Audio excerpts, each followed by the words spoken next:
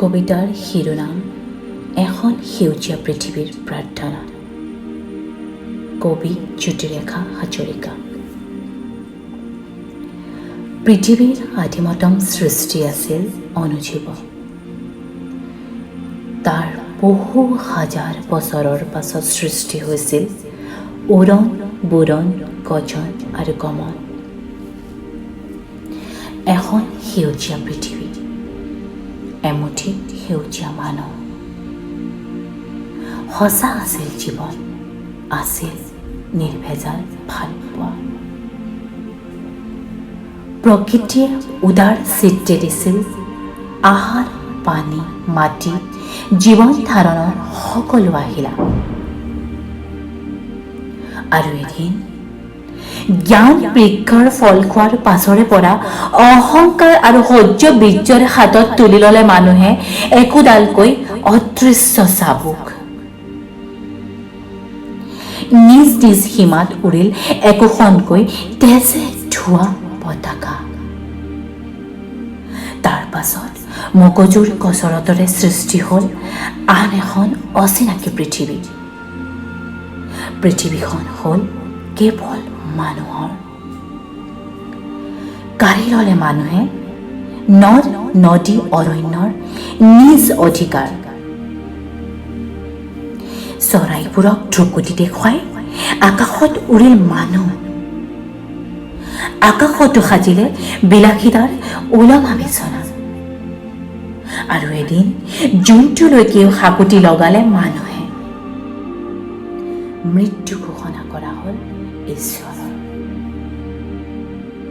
অনুজীৱই নীৰৱে চাই আছিল এই সকলোবোৰ। তাৰ পাছত আৰম্ভ হ'ল বিভীষিকা। এফালৰ পৰা আৰম্ভ হ'ল কেৱল মানুহৰ সংঘাত। আজি এখন এখনকৈ ক্ষিপ্ৰতাৰে উভালি পৰিছে জাত পাত ধৰ্মৰ ওখ প্ৰাচীৰ। একাকাৰ হৈ পৰিছে শোষক শোষিত, ধনী দুখীয়া সকলো। একেখন সামূহিক চিতা কিম্বা গণ কবলত আজি শেষ শয়ন মানুহৰ। হায়, কোনো আত্মীয়ই দেখা নাই অন্তিম বাৰলৈ মৃতকৰ মুখখনি। আনহাতে যন্ত্ৰ হ'বলৈ ধৰা মাটিৰ মানুহে আজি প্ৰথমবাৰলৈ শুনিছে সেউজীয়া পৃথিৱীৰ গান পক্ষীৰ কাকত। মনৰ মৰুভূমিখন দূৰলৈ ঠেলি ঘাতক অনুজীৱন মানুহক শিকাইছে পুনৰ মানৱতাৰ আদিপাঠ।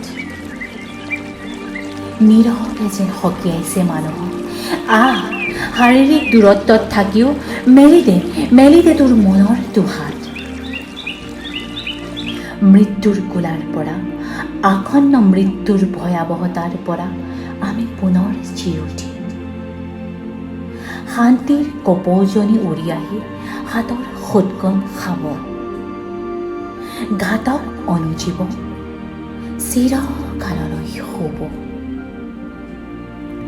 আমাৰ দুচকুত যদি সাৰে থাকে কাল সংহাৰৰ এই ভয়াৱহ ৰূপ, যদি মাজনিশা টোপনি হেৰাই আমাৰ দুচকুৰ, মৰমী আয়ে চুলিত আঙুলি বোলাই গাব। আমাৰে ময়না হবয়ে বাড়িতে বগৰি ৰুবয়ে, বাড়িৰে বগৰি পক্ষী হৰিব মই